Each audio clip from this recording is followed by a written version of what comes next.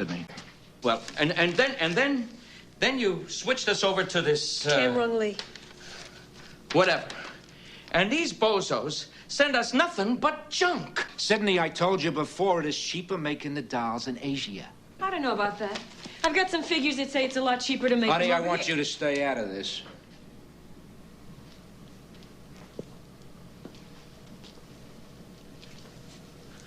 This is junk. Look at this. The heads come off.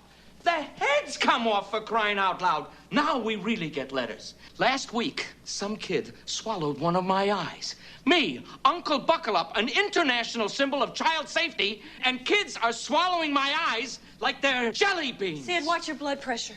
I'm going to the safety commission with this. I wouldn't do that, Sid. Watch me.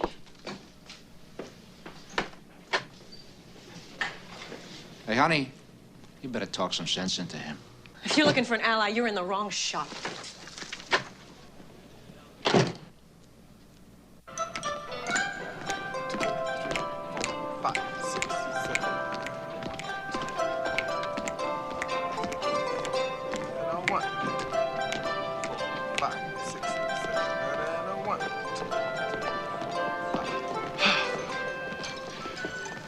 This is it. This is it. This is the Uncle Buckle-Up set. This is the cave where Ruff the Bear lives. And I used to watch this show all the time when I was a kid. John Smith? Yes. John Smith? Yes, ma'am. Ah, you John Smith? Yes. You're late, John. But don't worry about it. You're gonna have to do better in the future, though, huh? I'm Jackie, and I'm the associate producer.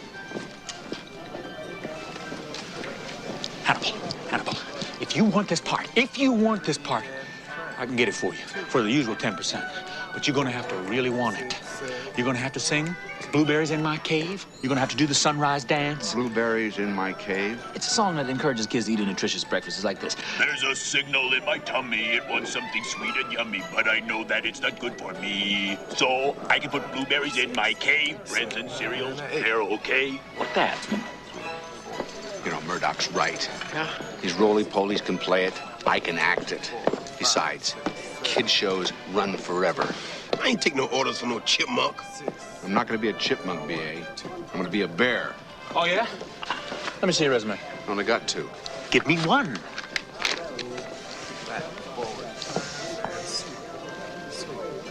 Well, no, you can't cross out the Killigator. That's one of my favorites. Not a good role model for kids. Nope. Murdoch, you can't take out the Aquamaniac. I'm proud of the Aquamaniac. I'm sorry, Murdoch. I've got to stand on my credits.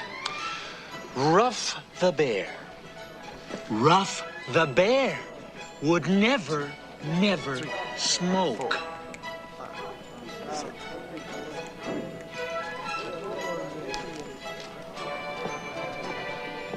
I see here that you were the Killgator, John, and the Aquamaniac? Yes, that's right.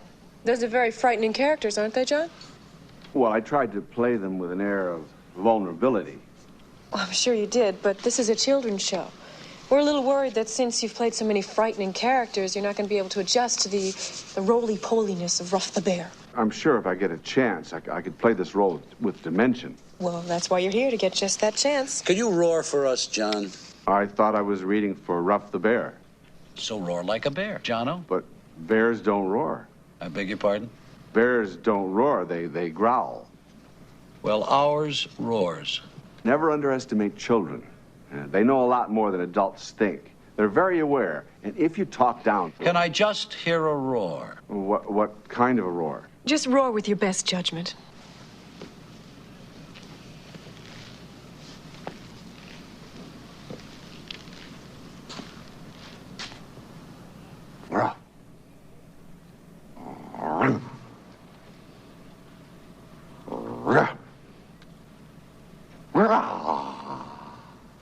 What was that? That wasn't much of a roar. Sounded more like the Cowardly Lion from The Wizard of Oz. That's it. Bert Lahr. It's my favorite roar. Okay, next. You'll be hearing from us, John. Well, if I could just read for the part. You'll be hearing from us, John. I've done a lot of research. Well, I've really been thinking, Bear. Okay. Show us how you drink water with your paw. Well, bears don't drink with their paws. Next. Well, he comes out the stage door right over there. This time, we'll use the heavy artillery.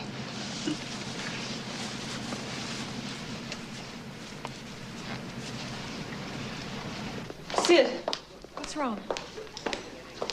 I'll be all right, kid. Maybe we should cancel your appearance tonight, huh? No, I gotta be there. All right, well, if you change your mind, let me know.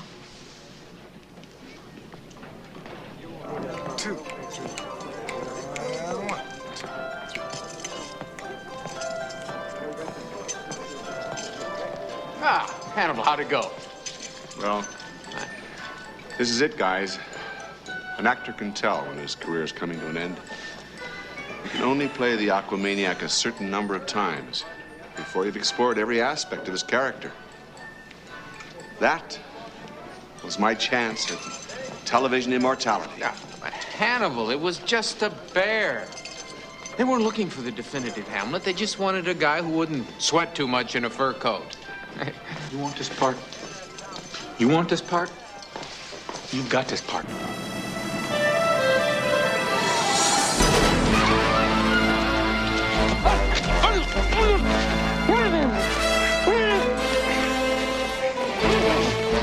Stay away from the toy convention.